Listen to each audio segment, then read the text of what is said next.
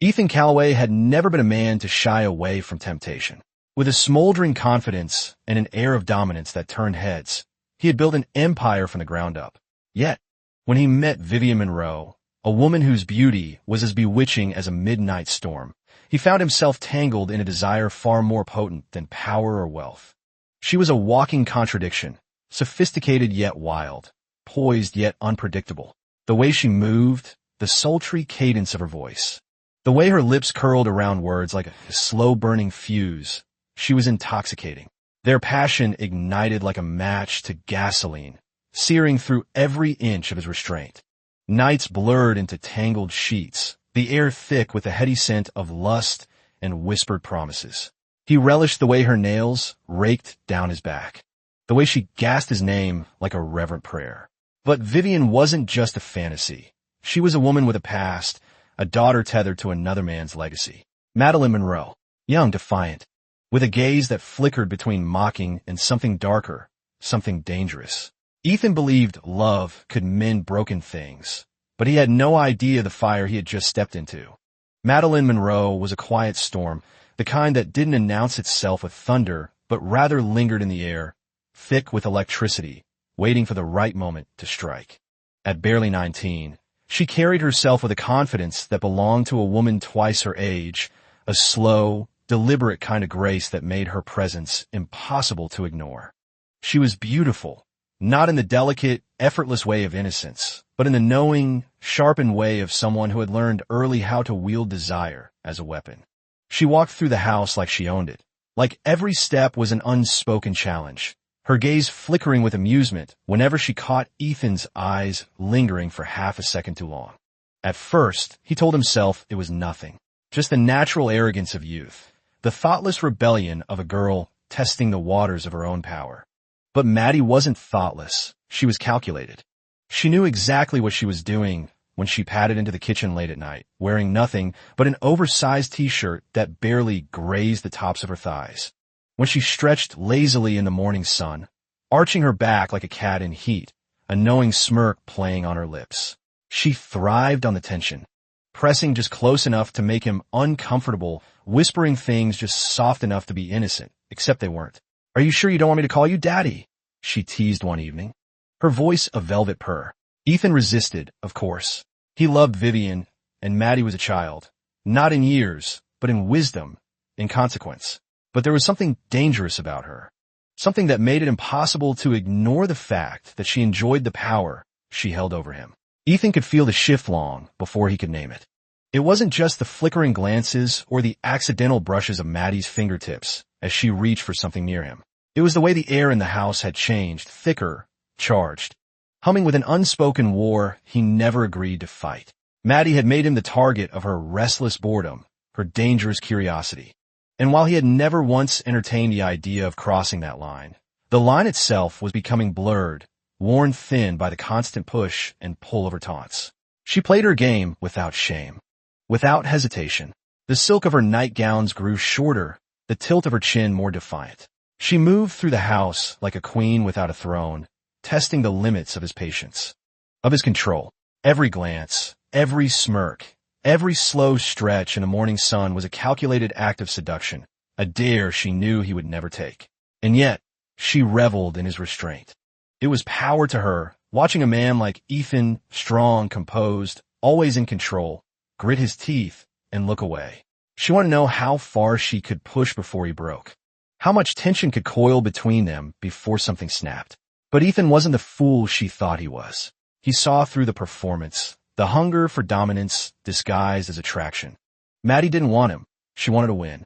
She wanted to break something just to prove she could. And so, he played his own game, indifference. He refused to acknowledge her attempts, treated her like she was invisible. But Maddie wasn't the kind of girl who accepted being ignored, and that made her dangerous. The night it happened, the house was soaked in silence, save for the hum of the refrigerator and the low thunder rolling in the distance. Ethan had argued with Vivian again. It was always the same fight, the same dismissal, the same empty promises that Maddie would grow out of it. Tired and restless, he wandered into the kitchen for a glass of water, only to find Maddie perched on the counter like a painting come to life, barefoot, draped in a silk robe that clung to her curves like it was afraid to let go. One strap had fallen from her shoulder, exposing the delicate curve of her collarbone and a hint of the lace beneath. She didn't flinch. In fact, she smiled, slow and deliberate, the way someone smiles when they've already won. "Rough night?" she asked, voice low and smooth, like honey slipping into whiskey.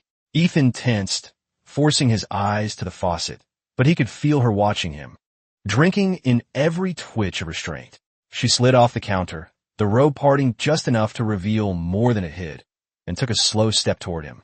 Her fingers brushed his arm. A whisper of contact. "You don't have to pretend anymore," she murmured, eyes locked onto his. "You want this?" For a breathless second, time held still. The heat between them was real, dangerous, cold like a spring ready to snap. But Ethan stepped back. One deliberate, grounding step. His voice came low, steady. "Go to bed, Maddie." A flash of something, anger, embarrassment, flickered across her face. But she recovered quickly, lips curving into a smirk as she turned away. "Suit yourself," she said, voice dripping with mock innocence.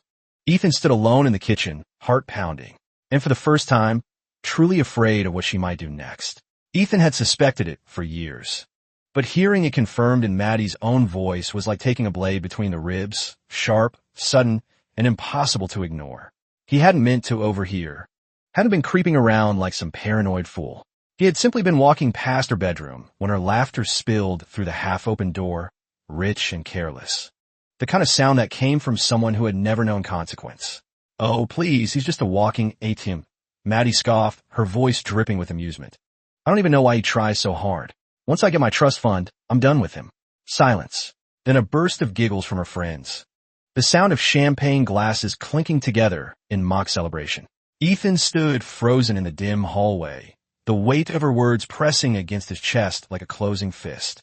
For years, he had bent over backward for her, paid for her schooling, her clothes, her damn vacations. He had poured himself into a role he was never truly allowed to fill, hoping, stupidly, desperately, that one day she would see him as something more than just a provider. But this was all he was to her. When he confronted Vivian that night, expecting at least a shred of outrage, a flicker of disappointment, he got nothing but that same, tired sigh. "Ethan, she's just a kid. She doesn't mean it." He studied her carefully, waiting for her to take it back, to fight for him. But she didn't. And in that moment, everything unraveled. The years of sacrifice, the nights spent hoping, the love he had poured into a girl who would never love him back. He had been nothing to them. And now, they were nothing to him. Maddie's world didn't collapse all at once.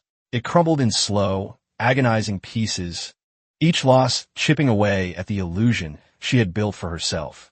The first crack came when she tried to swipe her card at an upscale boutique, only for the cashier to return it with a polite but pitiful smile.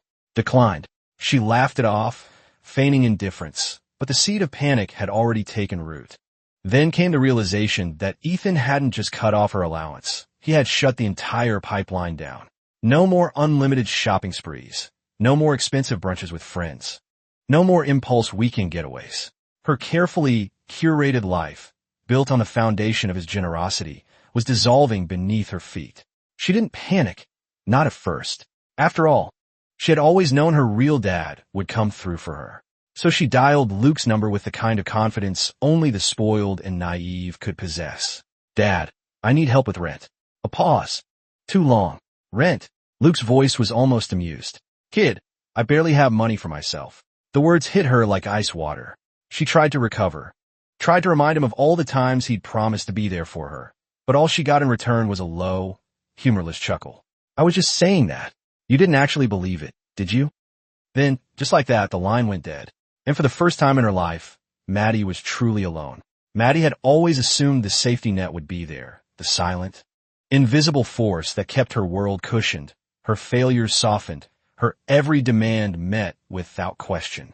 But now, standing outside Ethan's office door, fingers curled in a trembling fist, she realized she had never learned how to fall. She knocked once, then again, the hesitation in her touch betraying the arrogance she had once worn so effortlessly. When the door finally swung open, Ethan stood there, arms crossed, his expression unreadable. For the first time in years, Maddie looked small. not in stature, but in presence, stripped of her bravado, her entitlement, her carefully curated superiority. Her voice, once sharp with defiance, was fragile now, barely more than a whisper. "I'm sorry." The words hung in the air, unfamiliar, foreign. She swallowed hard, forcing herself to continue. "I was stupid. I took you for granted. I see that now." Her voice cracked, but she pressed on. "You were always there. You paid for everything. You showed up. And she exhaled shakily, eyes wet, desperation bleeding through every syllable. "I treated you like nothing." Ethan studied her, his gaze heavy, assessing. And then, in a voice as calm as it was final, he said, "Do you know what a wallet does when it's empty?" Maddie blinked, confused. "It closes." And with that, he shut the door.